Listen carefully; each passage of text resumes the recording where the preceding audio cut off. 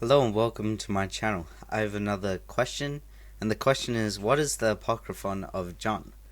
The apocryphon of John was written sometime in the 2nd century AD and was immediately considered heretical by the early church.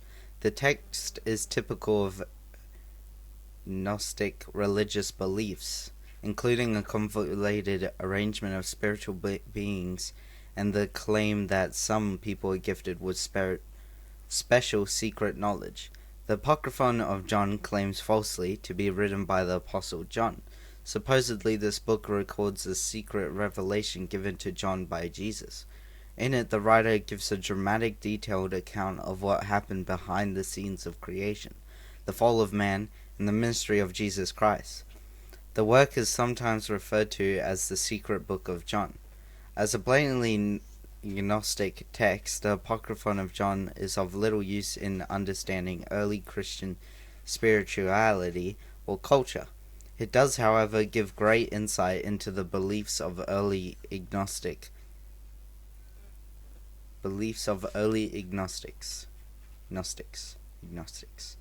Early church fathers such as Irenaeus cited the apocryphon of John as part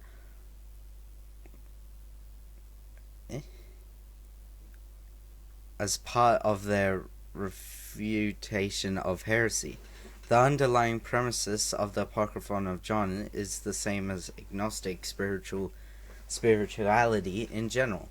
That is, certain people are given true knowledge in the form of secrets that only they can know, and physical things, especially the human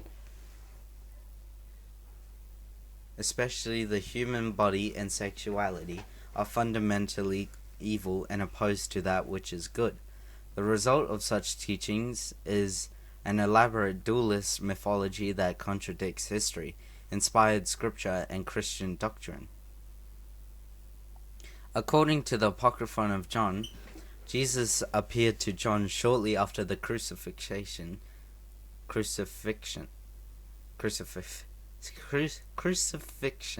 and explained the true story of all that had happened before. This tale claims there is a single perfect being, the monad, who created a group of beings called aeons. The first of these is a female entity called Barbelo, who works with the monad to create beings such as mind and light. This light, according to the Gnostic text, is Jesus. The apocryphon of John continues by claiming one of these aeons, the female Sophia, breaks the order of creation by forming something without a male spirit involvement.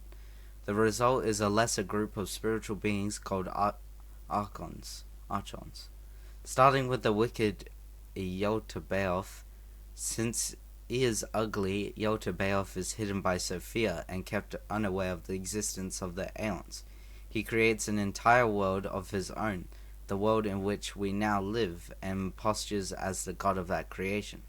When Sophia admits her mistake to the monad, he agrees to help as Sophia and others try to restore goodness to Yaldabaoth and his inferior creation.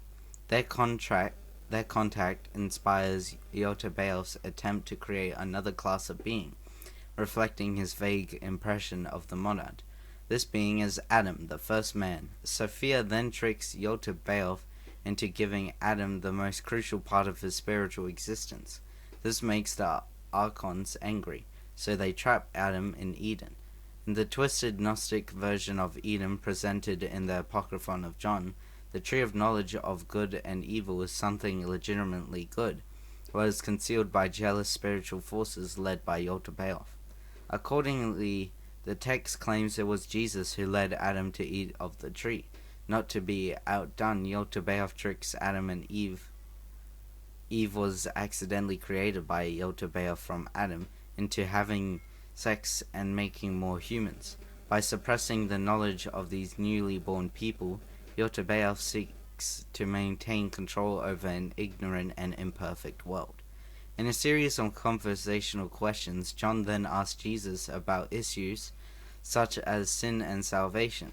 Jesus' response, per the apocryphon of John, is to claim that his duty is to rouse people to knowledge. This false version of Jesus contacts people, and those who accept his special knowledge are saved from death.